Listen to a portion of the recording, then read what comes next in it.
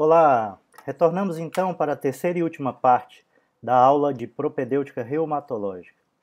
E durante esta aula o que faremos será tentar organizar uma forma de, a partir de um paciente que apresente queixa de dor musculoesquelética, em particular artrite, organizar uma lista de diagnósticos diferenciais mais prováveis. Diante então de um paciente com uma queixa de dor musculoesquelética, para podermos então diferenciar se o quadro é de um reumatismo de partes moles ou é uma manifestação de uma doença sistêmica, seguiremos 6 passos. Primeiro, definir se a origem da queixa do paciente é articular ou periarticular. Segundo, determinar se a dor do paciente é inflamatória ou não inflamatória. Terceiro, definir se o quadro é agudo ou crônico. Quarto, descrever o padrão de acometimento articular. Quinto, avaliar se o paciente apresenta manifestações extraarticulares. E em sexto, fazer então uma lista de diagnósticos diferenciais e tentar chegar ao diagnóstico definitivo. O primeiro passo então é definir se a origem da queixa do paciente é articular ou periarticular. Por estruturas articulares, entendemos então aquelas que estão contidas dentro da cápsula articular. Estas estruturas incluem então a sinóvia ou membrana sinovial, a cartilagem articular e o osso abaixo da cartilagem, que é o chamado osso subcondral. Já as estruturas periarticulares englobam a cápsula articular e as estruturas que estão fora e ao redor da articulação, que incluem, além da cápsula articular, os tendões, os músculos, as fáscias, as ênteses, que são um local de inserção dos tendões e ligamentos nos ossos, que tem uma estrutura histológica diferenciada. E as bursas, que são pequenas bolsas revestidas de tecido sinovial, que reduzem o atrito entre os tendões e as superfícies ósseas. Quando um paciente apresenta, então, um quadro de dor musculoesquelética, alguns elementos da história e do exame físico podem ajudar a diferenciar se a dor tem origem dentro ou fora da cápsula articular. Quando a dor é articular, em geral, quando se pede que o paciente mostre onde dói, ele passa a mão sobre toda a articulação de forma meio difusa, mostrando que a dor é mal localizada na junta. Já se a dor tem origem periarticular, muitas vezes o paciente é capaz de apontar um ponto específico na articulação que dói. Por exemplo, um paciente que tem uma dor no cotovelo por uma epicondilite lateral, também chamada de cotovelo de tenista, pode apontar para essa estrutura quando perguntado onde dói. A história, é claro, pode ajudar, mas é o exame físico quem fornece os elementos mais importantes para separar dor articular de dor periarticular.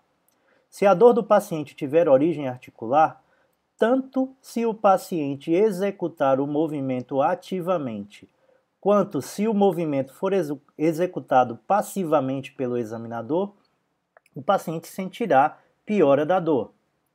Já se a dor do paciente tiver origem periarticular, quando o paciente executar o movimento ativamente ou contra resistência, ele sentirá dor. Mas se o movimento for executado passivamente, ele pode não sentir a dor. Este pode ser considerado o principal elemento para separar quadros articulares de quadros periarticulares. Mas, como toda regra, há exceções, e a exceção aqui é a articulação do ombro. Vamos tentar entender isso um pouco melhor. Vejam então o caso de um paciente que venha à consulta com a queixa de dor no punho por um quadro de uma tendinite de De Quervain, que é uma tendinopatia do extensor curto do polegar e do abdutor longo do polegar, conforme mostrado nessa imagem anatômica superior nesse slide. Essas estruturas estão fora da cápsula articular. Se eu fizer uma flexão e uma extensão passiva do punho do paciente, essas estruturas não serão estressadas e espera-se que o paciente não tenha dor durante a mobilização passiva da articulação.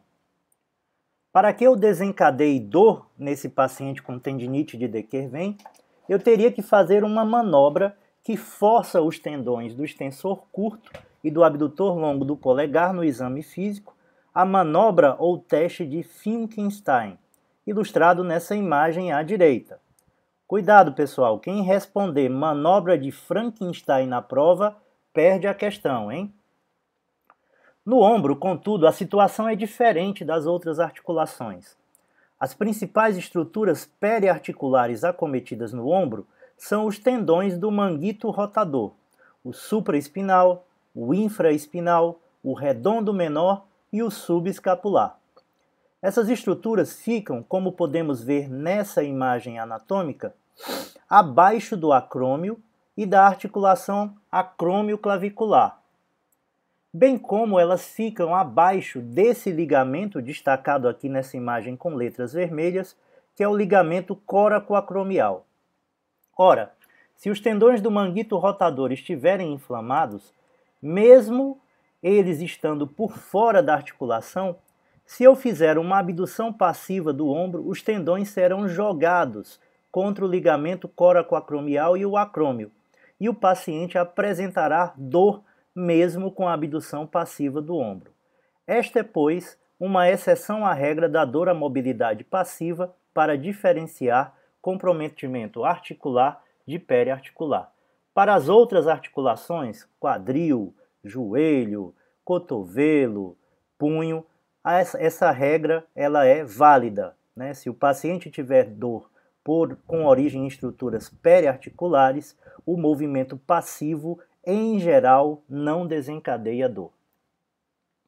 Voltamos aqui para a nossa tabela. Se o paciente tem aumento de volume na articulação, com sinovite, derrame articular, proliferação óssea detectada ao exame físico, o acometimento é articular.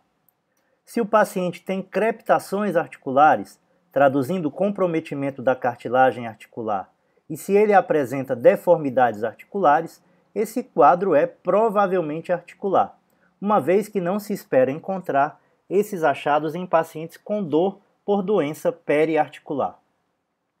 Mas é claro que mesmo após a história e o exame físico, o médico pode ainda ter dúvida em relação ao tipo de comprometimento que o paciente tem, se articular ou periarticular. Se a dúvida persistir, ele pode lançar mão de exames de imagem. Raio-X e tomografia não conseguem avaliar as partes moles, como tendões, músculos e ligamentos, mas podem fornecer imagem do osso subcondral.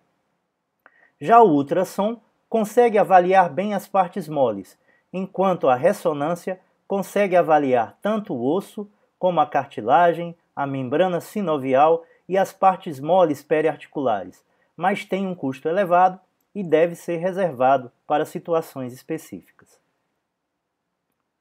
Bem, se a história, exame físico e exames complementares definirem que o quadro do paciente é periarticular, trata-se então de um reumatismo de partes moles. Identificado seu diagnóstico, se uma tendinite, uma bursite, uma entesopatia, uma fasciite, resta agora tratar. E o tratamento é relativamente simples na maioria dos pacientes. É usar meios físicos, gelo ou calor local, talvez uma pomada de anti-inflamatório, encaminhar o paciente para a fisioterapia, sugerir repouso da articulação e, se necessário, afastar o paciente de suas atividades de trabalho por alguns períodos. Para alguns pacientes pode ser necessário um anti-inflamatório oral e a maioria dos pacientes ficará bem. Agora, se o quadro for articular, o trabalho diagnóstico ainda não terminou e será necessário dar os próximos passos. O segundo passo, então, é avaliar se o quadro é inflamatório ou não inflamatório. História e exame físico podem ajudar a determinar essa questão na maioria dos pacientes. Uma dor inflamatória é uma dor que não melhora com o repouso, que incomoda o paciente o tempo todo, quer ele esteja parado, quer ele esteja tentando fazer algum esforço com a articulação. É como uma dor de dente, dói o tempo todo. Já uma dor não inflamatória melhora ou pelo menos alivia bastante com o repouso da articulação e piora quando a articulação é então mobilizada. Quadros inflamatórios articulares podem estar associados a sintomas sistêmicos, como febre baixa, adinamia, fadiga, e quadros não inflamatórios não estão associados a esse tipo de queixa. Um outro elemento que pode ajudar na diferenciação é a rigidez matinal prolongada. Durante a noite, enquanto o paciente fica parado em repouso, citocinas inflamatórias e líquido inflamatório se acumulam dentro da articulação. Quando o paciente acorda pela manhã, ele está rígido, travado, não consegue movimentar as articulações livremente. E essa rigidez pode demorar por horas, via de regra mais que 1 hora, indo aliviando aos poucos com os movimentos e com o exercício leve. À medida que o paciente vai se movimentando, ele de certa forma força esse líquido inflamatório a ser drenado ao longo do tempo de dentro da articulação inflamada. Já os quadros não inflamatórios, como a osteoartrose, não estão associados à rigidez articular prolongada. Ela acontece, mas dura poucos minutos, quando muito meia hora, na maioria dos pacientes menos do que 10 minutos. Essa rigidez intermitente de curta duração pode aparecer várias vezes ao longo do dia. Se o paciente tem artrite evidente ao exame físico, com aumento de volume, calor e eventualmente rubor na articulação, não há mais dúvida. É um quadro articular inflamatório, é uma artrite. Contudo, por vezes, mesmo após uma avaliação clínica bem feita, a dúvida pode persistir. Mesmo um médico experiente pode ter dúvida se uma articulação pequena, principalmente, como a interfalangiana ou uma metatarsofalangiana, está inflamada, ou não, principalmente em quadros de início recente. Bem, aí os exames complementares podem ajudar a tirar a dúvida. Exames de sangue chamados provas de atividade inflamatória, como a velocidade de hemossedimentação, a VHS, e a proteína C reativa, a PCR, podem estar aumentadas se o paciente tiver uma doença articular inflamatória e estarão normais se o quadro for não inflamatório. Exames de imagem, como o ultrassom e a ressonância, também podem ajudar ao evidenciar alterações características de um quadro de artrite, como a presença de derrame articular e o espessamento sinovial ou sinovite. Em alguns pacientes pode ser necessário colher o líquido sinovial e mandar para análise. Se o quadro for inflamatório, o líquido sinovial terá mais de 2.000 leucócitos. Se o quadro for não inflamatório, menos de 2.000 leucócitos. Bom, se o quadro for articular e for não inflamatório, principalmente se o paciente tiver mais de 50 anos, muito provavelmente o paciente tem uma osteoartrose ou uma osteoartrite, que é a mesma coisa, e o trabalho diagnóstico terminou. Agora, se o quadro for inflamatório, o trabalho continua. O próximo passo é definir se o problema do paciente é agudo ou crônico. Enquanto no infarto agudo do miocárdio usamos frequentemente o tempo de 6 horas, aqui nas artrites, se o quadro tiver menos de 6 semanas, é considerado agudo. Se tiver mais de 6 semanas, é considerado crônico. O próximo passo é determinar agora o padrão de acometimento articular. Esse passo tem 4 outros passos. A primeira coisa, então, é contar o número de articulações acometidas. Se o quadro acomete uma única articulação, trata-se de uma monoartrite. Se acomete até 3 articulações, uma oligoartrite. Há livros que definem oligoartrite como até 4 articulações, mas aqui vamos fazer um consenso nosso e usar como parâmetro a contagem de sílabas em português. Um polissílabo tem 4 ou mais sílabas. Então aqui para nós, uma poliartrite tem 4 ou mais articulações acometidas. Checaremos agora se o quadro é simétrico ou assimétrico. Se pega, por exemplo, o cotovelo esquerdo, o joelho direito, o tornozelo direito e os 2 punhos, bem, Como pega os dois punhos simultaneamente, o quadro é simétrico, mesmo que as outras articulações apresentem um acometimento assimétrico. Então, se pegar pelo menos um par de articulações em lados opostos, mesmo que as outras articulações não tenham simetria, é simétrico. Uma outra observação é em relação às pequenas articulações das mãos e dos pés, as interfalangianas, as metacarpo e metatarsofalangianas. Neste caso, a simetria é avaliada por grupo articular e não se pega ou não o mesmo dedo.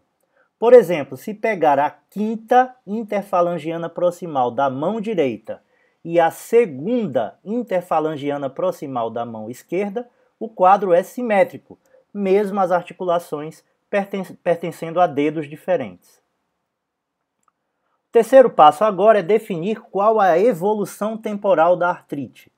Se as articulações forem ficando inflamadas enquanto as outras iam sendo acometidas, até que algumas ou várias articulações permaneçam acometidas ao mesmo tempo, simultaneamente, a artrite é dita aditiva. Uma outra situação é um paciente que inicia um surto de artrite. Se nesse mesmo surto, prestem bem atenção, enquanto uma articulação vai sendo acometida, a outra vai melhorando, em 1 a poucos dias, o quadro é migratório. Então, se hoje o paciente tem uma artrite no joelho direito, que vai melhorando, e em 3 dias ele passa a ter uma artrite no ombro esquerdo, que persiste por 4 dias, e vai melhorando até desaparecer, ao mesmo tempo em que um dos punhos vai inflamando, esse quadro é migratório. Em geral, esse quadro migratório ele dura algumas semanas, mudando de articulação em articulação, e então ele cessa, ele desaparece. Agora, uma outra situação é se o paciente hoje apresenta uma artrite no tornozelo direito que dura 3 a 7 dias. O quadro melhora, desaparece e o paciente fica várias semanas ou às vezes vários meses sem ter qualquer sintoma, até que agora tenha novamente uma artrite no joelho esquerdo. Esse quadro não é migratório, mas é intermitente. Se existe então um período entre as crises ou um período intercrítico prolongado de semanas a meses, o quadro é intermitente e não migratório se ele acometer diferentes articulações em cada surto. Próximo passo agora é avaliar quais são então as articulações acometidas. As doenças reumatológicas gostam de algumas articulações e não gostam de outras. Deus nos deu então essa ajuda para podermos diagnosticar as doenças reumatológicas. Vocês perceberam que a Cristiane colocou como imagem do grupo de WhatsApp um médico segurando a mão de um paciente? Até parece que os reumatologistas são quirófilos, ou seja, têm fetiche por mão. Vocês vão perceber que quando vocês estiverem passando os casos nos ambulatórios, os professores em geral começarão examinando as mãos dos pacientes. A questão aqui é que a forma como uma artrite acomete as articulações das mãos dá pistas fundamentais para o seu diagnóstico. Se o quadro compromete as articulações interfalangianas distais, anotem bem isso. Praticamente só temos 2 diagnósticos diferenciais: a artrite psoriática e a osteoartrite. As outras doenças não gostam desse grupo articular. O primeiro local, então, para examinar são as interfalangianas distais. Se o processo pegar essas juntas, o diagnóstico estará muito provavelmente restrito a uma dessas 2 doenças. Já o comprometimento das outras articulações das mãos ajuda muito, mas não tem o poder discriminatório tão grande quanto o acometimento das articulações interfalangianas distais. Mas aqui cabe mais uma observação. Se pegar as articulações metacarpofalangianas e os punhos, podemos afirmar que não é osteoartrite primária. Então, pegou o punho e metacarpofalangiana, não é osteoartrite, pode ser alguma das outras formas de doença articular. Outra articulação que tem um elevado poder discriminatório para o diagnóstico é a primeira articulação metatarso-falangiana, como vocês estão vendo aqui nessa ilustração. Se pegar o dedão do pé, é gota até que se prove o contrário. Mais ainda, se o quadro articular inflamatório acomete as articulações sacro-ilíacas, entre o sacro e o ilíaco, e causa dor na nádega, além de dor lombar crônica, dizemos que o paciente tem comprometimento do esqueleto axial. O comprometimento do esqueleto axial aponta fortemente para o diagnóstico da espondilite anquilosante. Uma vez bem caracterizado o tipo de acometimento articular através desses passos dados até agora, chegou o momento de checar se o paciente apresenta manifestações extraarticulares que possam direcionar o diagnóstico. Por exemplo, se o paciente apresenta lesões cutâneas sugestivas de lúpus, como Hashimoto em asa de borboleta, nessa primeira imagem superior, ou as lesões anulares em áreas fotoexpostas na face e no tronco, e às vezes nos braços do lúpus cutâneo subagudo, ou as lesões discoides, além de fenômeno de Raynaud, plaquetopenia e alterações no sumário de urina compatíveis com glomerulonefrite, a artrite do paciente será manifestação do lúpus eritematoso sistêmico. Se o paciente apresentar olho seco, boca seca, parotidite recorrente, esse paciente muito provavelmente terá sua artrite explicada por um quadro de síndrome de Sjögren. Já se o paciente apresentar lesões psoriasiformes características, além das alterações ungueais características e sugestivas da psoríase, esse paciente terá um quadro de artrite psoriática. Se o paciente, então, apresenta artrite associada a conjuntivite e corrimento uretral, essa tríade, artrite, conjuntivite e corrimento uretral, ela foi descrita por um médico alemão na Segunda Guerra Mundial e é chamada de síndrome de Reiter, Mas com o tempo, por conta da participação desse médico em experimentos nazistas, o nome dele foi retirado da doença e essa doença hoje é chamada de artrite reativa. Então, na artrite reativa, eu tenho uma infecção prévia por um agente infeccioso e essa infecção desencadeia um processo imunológico que persiste ao longo do tempo. Na artrite reativa, além da tríade de artrite, conjuntivite e uretrite, os pacientes podem apresentar também a chamada balanite cicinata e a ceratodermia blenorrágica. Definido o padrão de acometimento articular e as manifestações extraarticulares, o diagnóstico diferencial e, por vezes, até o diagnóstico definitivo praticamente pula na frente do médico. O algoritmo que eu vou mostrar aqui para vocês é bem semelhante ao que está no Medicina Interna do Harrison. Vou mostrá-lo aqui rapidamente e depois vocês o analisam com mais calma. Não fiquem preocupados que amanhã na aula ao vivo pelo Zoom vamos retomar esse algoritmo e discuti-lo com exemplos práticos de casos clínicos. Assim, se o paciente apresenta uma artrite e essa artrite é monoarticular, então se ele tem uma monoartrite, se essa monoartrite for aguda, nós temos duas principais hipóteses diagnósticas: gota e artrite séptica bacteriana. Então, monoartrite aguda não pode deixar de pensar em gota e artrite séptica. Pode ser uma manifestação inicial de uma outra doença? Pode ser uma artrite reumatoide começando pegando uma única articulação? Pode, mas não podemos deixar de pensar na possibilidade de gota e de artrite séptica. Já se o paciente apresenta uma monoartrite e esse quadro persiste por 6, 8, 10, 12 semanas, então acima de 6 semanas, uma monoartrite crônica, a principal hipótese diagnóstica que precisa ser descartada é uma artrite séptica por micro-organismos indolentes, como aqueles que causam tuberculose, ou mesmo por alguns fungos, como a cândida e a esporotricose. Se o quadro for oligoarticular ou poliarticular, e se for agudo, principalmente se associado à febre, as principais hipóteses diagnósticas são estas três: uma artrite viral, por exemplo, por parvovírus B19, ou uma artrite por chikungunya, como nós tivemos um surto recentemente no nosso país, a febre reumática, em particular em crianças com quadros migratórios que podem preencher então os critérios de Jones, com sopro e outras manifestações, e a artrite gonocócica, principalmente em jovens sexualmente ativos. Agora, se o quadro for de uma oligoartrite ou de uma poliartrite crônicas, a primeira coisa a considerar é se o quadro é simétrico ou assimétrico.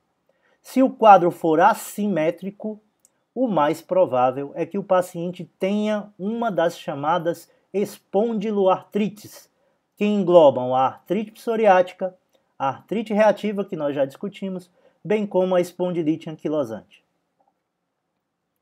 Se o quadro for simétrico e a artrite for aditiva, passamos então para a avaliação das articulações interfalangianas distais. Se pegar interfalangiana distal numa oligo ou poliartrite crônica simétrica e aditiva, o diagnóstico muito provavelmente é de artrite psoriática. Já se as interfalangianas distais não forem acometidas, mas houver comprometimento das pequenas articulações das mãos, incluindo interfalangianas proximais, metacarpofalangianas e punhos, as principais hipóteses diagnósticas são a artrite reumatoide e o lúpus. E se o quadro for poliartrite ou oligoartrite crônico, simétrico e migratório, a principal hipótese diagnóstica é o lúpus eritematoso sistêmico. Aqui encerramos então a nossa aula de propedêutica reumatológica. Assistam os vídeos, anotem suas dúvidas e questionamentos e nos vemos na nossa aula ao vivo para tentar deixar as coisas mais claras. Um forte abraço, fiquem com Deus!